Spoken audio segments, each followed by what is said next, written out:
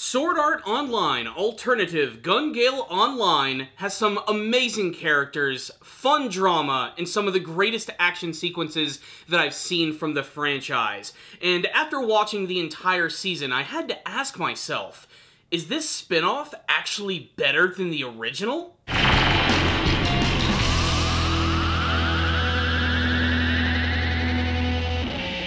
Hello my friends, and welcome to the conclusion of my reviews for Sword Art Online Alternative Gun Gale Online. First, I would like to go ahead and apologize for these reviews being late. I actually started watching this show with a very good close friend of mine, and she absolutely demanded that I watched every episode with her completely blind, and I went ahead and did that, and again, I apologize for the lateness of this review. This is basically going to be my review of the last half of the series, and wow, what an amazing conclusion to a surprisingly fun show, which I'm going to have to go ahead and admit, I actually like a little bit more than the original Sword Art Online. Yes, I didn't think that that was actually possible. The thing that I really loved about the original Sword Art Online series is how they managed to incorporate video game elements into real-life drama with some mystery and some espionage and even a little bit of murder. It was just such a unique combination, especially because there were characters who could actually die in the original series. Whether it was the characters getting trapped in the game, or even a crazy convoluted plot about a couple of killers killing people trying to make it seem as if they're dying in a video game. I thought, honestly, that's about as high as the concept of Sword Art Online was going to go. Then they announced this brand new spin-off series, and very similar to Gundam Build Fighters, a spin-off of the Gundam anime franchise, I was a little wary of it. I thought that by taking away some of the higher stakes elements, it was going to completely ruin the entire concept of everything that was Sword Art Online. Little did I know that the series was actually going to end up changing my mind with its amazingly infectious characters and its super well done action scenes. So if any of you guys have watched my previous reviews of the series, you know that I'm actually kind of smitten with this one right here. I especially love the main character of Len, who is a perfect case of don't judge a book by its cover. She's a cute, pink little girl, but she will absolutely blow your damn head off. And seeing her progression from a woman who had no confidence in herself, who did not like the fact that she was just this super tall woman that was alienated from everyone else, and getting to see her grow confident throughout the course of the entire series, make friends, and even go as far as to actually save one who is suffering from some pretty serious conditions. So yes, the story of Len is definitely a really good one. So the first half of the series is essentially Len's introduction to the world of Gun Gale Online, becoming associated with it, making friends, and of course winning the very first squad jam. The second half of the series is basically the second squad jam, and while that might not seem very interesting, I have to say that they certainly upped the ante in terms of the action sequences, the strategies that we get to see from the teams, and basically just the teams themselves. They're all really freaking awesome, and it's all leading up to the big final confrontation between Len and Pito. Len has got to defeat her in this game, otherwise Pito's basically just gonna kill herself. M might end up doing the same thing, and we get to learn a little bit more about how they're actually connected by the end of the series. So, spoiler warning if you have not seen the end of this show.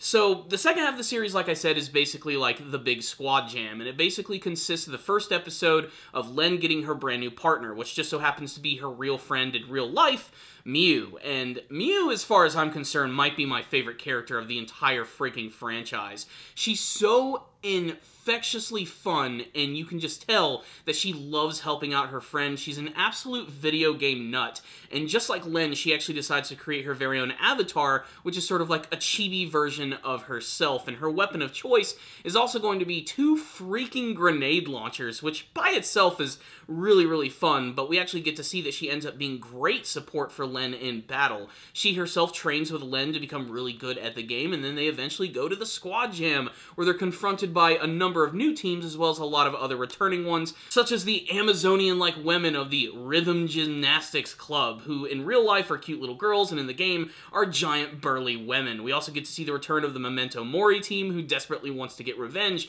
and of course, there is Pito's team, which is the best thing about this arc right here, especially because when they finally get into the squad jam, they truly set it up to be like an action-packed affair, because when they go into this world and they start their very first battle, we get to see that the map lights up, you get to see where all the teams are, and Len's on one side and Pito's on the other. They are completely separated on opposite ends of the map, and in between them is an amazing freaking battlefield covered with all types of team which are going to war with one another. And every single episode gets to show how they make themselves closer and closer to Pito, running into different teams and going through all types of amazing action sequences. There are so many standouts here that it's honestly going to be impossible to talk about, so I'm just going to talk about some of my favorite moments. The first time that they actually go into the world is great because you can tell that Miu is not taking things too seriously, and she ends up getting both of her legs blown up by walking into a trap, and it's up to Lem to not only protect her, but to take out an entire team practically by herself. But luckily, Miu does end up helping by blasting one of these guys at point-blank range, completely destroying his head. While this is a video game and there are no consequences for the characters getting killed, it's still shocking seeing the amount of video game violence that we actually see in the show, and it doesn't diminish from the impact of the action at all. If anything, it just enhances it. It's a little more hardcore in some senses than the previous SAO, and that's only because they're using guns, and it's slightly more realistic. But don't worry, there's still plenty of awesome, ridiculous, over-the-top anime action to get you excited. But like I said, the rest of the episodes follow them as they go from team to team and using different strategies, and I like that they constantly keep changing up the various settings they're in. First, they're in a dilapidated town, then they're in a city, then they're in this massive biodome, which is probably one of my favorite scenes from the entire series, where it's this giant dome which exists in a city, and it's just all this grass that's in there, this tall grass, and there's tons of teams that are just mixed up in there and hiding around, and when Len gets there, she gets Miu to fire these smoke bombs into the air, which are pink, of course, which allows her to just go on the rampage, taking people out in a violent and super fun fashion. What's really great about this show, though, is that Len and Miu are not just the only highlights. Some of the other teams are really fantastic. I particularly love the Amazonian team. I think they have one of the coolest things that I've seen from the entire series, and a great scene where they go up against Pito's team. They come up with this crazy plan where two of members of the team are actually going to end up sacrificing themselves. There's going to be one who's going to try and find M, the sniper, so that they can find out where he is and where they can attack his impenetrable shield. They then have another member who is literally going to bait herself by sitting Indian style, waiting to be shot. And the thing about this is when you get killed in this game, your body actually hangs around for a couple of minutes. And one of the other characters on the team has this massive anti-tank rifle, and they use the dead body of their teammate to actually balance their gun on her shoulder so that they can stabilize the shot and take out M's shield and maybe even Pito in the process. It is so thrilling watching that plan come together, and the fact that it was concocted by a bunch of middle school girls is absolutely awesome. We do get to learn, of course, that unfortunately they do end up getting completely slaughtered by Pito's team. Pito's team in particular is ridiculous. It's mostly all about Pito and M. Pito in particular, who absolutely just wipes the floor with anyone that she runs into. There's a great scene where a bunch of teams actually band together to try and take her and her entire team down, but she just makes fools out of all of them. And it's fun because the entire episode is called 10-Minute Massacre, and that's exactly what it is. She just runs around stealing people's weapons, their guns, their knives, using martial arts, getting up in their face, and being very trollish all about it. It's really fun to watch, and I love how overdramatic everyone gets about the fact that this is a video game, but they take it so seriously. Pito then decides to start taking things more seriously when she gets some brand new armor, weapons all over her body, and this really slick-looking helmet. This is all basically letting us know that we're this much closer to Len and Pito having their final confrontation, and their final confrontation, I have to say, is absolutely awesome. Especially because first, it's like a big vehicle battle with these two giant armored vehicles like just ramming into each other, driving all over the place, and just trying to take each other out. There's a lot of great sequences of Len barely getting hit by these vehicles, jumping up the air and completely just lighting up her vehicle with bullets. And then eventually, we get it. The big final confrontation. It all comes down to Len and Pito, and the intensity of this battle cannot be understated, especially the stakes behind it. While I said that the stakes of the series were not very high when compared to the other show, Len is trying to save her friend here, not just in the game itself, but also in real life. This is also going to be her opportunity to finally meet her in real life, so she definitely pulls out all the stops in order to take her down, and it almost seems kind of even at first with both of the characters trading blows, utilizing their special abilities. But it leads to my favorite scene of the entire series, where it seems like Pito has the upper hand. She is quite literally holding on to Len's arms, and that's when Miu just comes out of nowhere, cuts off her hands, kicks her towards Pito, and then Len jumps on top of her and quite literally rips her throat out in the game.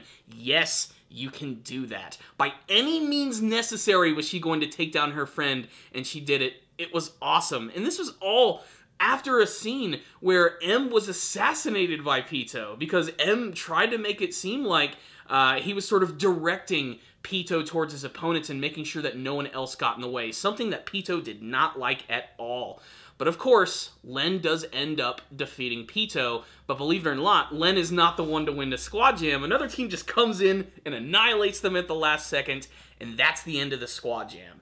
The final part of the series is basically all about Len meeting Pito in real life, and big spoiler warning right here. We get to learn that Pito is none other than Elsa Kanzaki, who is the up-and-coming singer who Karen, in real life, Len, is completely obsessed with. And what's also really funny is how it's sort of like a twist on everything about Karen, where Karen is very tall in real life, and in the game, she's a super cute anime girl. In real life, in the game, Pito is like a hardcore, tall, super confident character, and in real life, she's a tiny little bubbly girl.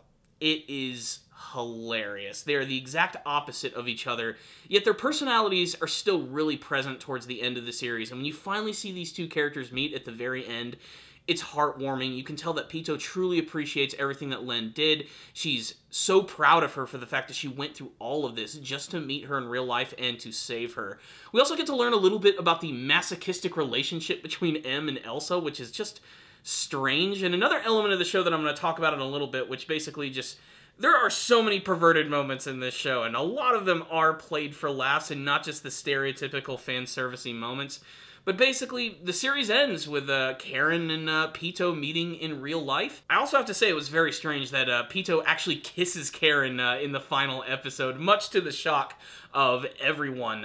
It's kind of hard to tell. Maybe she's just into girls and guys? I don't know. But it was a surprisingly heartwarming ending, I have to say. And it is a definitive ending. It ends right there. So what's the rundown on Sword Art Online? Alternative Gun Gale Online. This was a solid spin-off of Sword Art Online. I didn't think I was going to enjoy it as much as I did, but I actually found myself having a lot more fun with this show than the original SAO, and a lot of that is because they trimmed the fat on some of the heavier elements of the original show and focus on the characters and the action in the world of Gun Gale, which initially seemed kind of bland. It's just a stereotypical post-apocalyptic setting, but they actually managed to make it seem a lot more alive in this season right here, and getting to see it all through Len's tiny little eyes was certainly a lot of fun. Len herself, like I said, I think is a really great character. She truly grew on me by the end, and getting to see how good she got at the game by the end too was just awesome. She progressively came up with way better strategies, and by the end of the game, you could tell that she kind of became the new M. Miu was very impressed with her abilities to come up with strategies and know everything perfectly about the game. She truly shows why she won that first squad jam, and that's because she's got the skills to pay the bills. I appreciate all of the action sequences and the new characters they introduced in the second half. Some of them feel a little undercooked, such as the character of Shirley, who is this green-haired sniper, who seems like she's going to be way more important considering how much they tend to focus on her, but she doesn't really get to do that much. I have a feeling that she's one of those characters who's expanded upon a lot more in the actual, light novel material, or maybe even the popular Gun Gale Online video game. I have a feeling that she was basically there to appease those fans fans of the series. But still, it all led up to an amazing confrontation between Len and Pito, which I absolutely loved. I cannot stress that enough. But like I said, there are some perverted elements in the show that are really funny. Like in the final battle of the series, there's a couple of these scenes of these guys who are constantly watching the entire match, and they're clearly old perverts who are into young girls, which for Japan I know is not that strange, but it's just creepy the way that it comes across. And that leads us to M, who is basically Elsa's original stalker. He literally stalked this girl, and eventually Pito called him out on this, and she captured him, she tortured him, and basically turned him into her very own personal manslave. And in this, he ended up falling in love with this girl. It's such a weird and twisted relationship that sounds really messed up, but they actually managed to turn it into comedy, which I have to admit is a pretty big freaking accomplishment. But basically, from what I've gathered, the main theme of this show is all about having confidence in yourself, recognizing that you are different, and being able to own that difference. That's something that happens by the end of the show, especially the big meeting between Karen and Elsa. You get to see that they both basically want to be one another. It's such an interesting concept. Also, Pito's entire story arc about her wanting to be a part of the original SAO, being obsessed with death and everything, it adds just enough of that high-stakes drama from the original series, but it doesn't completely drown out everything, which at the end of the day is just a super fun, action-packed anime series. This was Sword Art Online, Alternative Gun Gale Online. I think it lives up to the other parts of the franchise. The characters are fantastic. The animation is on freaking point. It's got a fantastic opening. This is one that I can rewatch a lot and really get a lot of enjoyment out of. I highly recommend checking out this series. If you're a fan of SAO, if you're a casual fan, you might end up liking this more. I think this is going to be one of the underappreciated gems of 2018, and you owe it to yourself to check it out. If I could give a score to the rest of the series and these episodes, I'd give them all a 5 out of 5. If I had any complaints, they would only be superficial. I loved the pacing, the action, the characters, everything about Gun Gale Online. So those are my thoughts on the series. I would love to get all of yours. Tell me all of them in the comments section below, and what you guys are hoping to see from the future of Sword Art Online, whether it be the brand new continuation that's going to be coming up, the original series, maybe even some spin-offs. Do you want to see more from Gun Gale Online? Do you want to see the continuing story of Len and Pito? Tell me all your thoughts in the comment section below. Let's get a discussion started. Thank you guys for watching this belated review. Make sure to check out my previous reviews of the series on the channel. We have a playlist, as well as checking out a ton of other anime reviews that I'm currently working on, and even some really fun videos, which are going to be coming out soon. So thank you guys again. I'll see you guys next time, and as always, stay down, baby.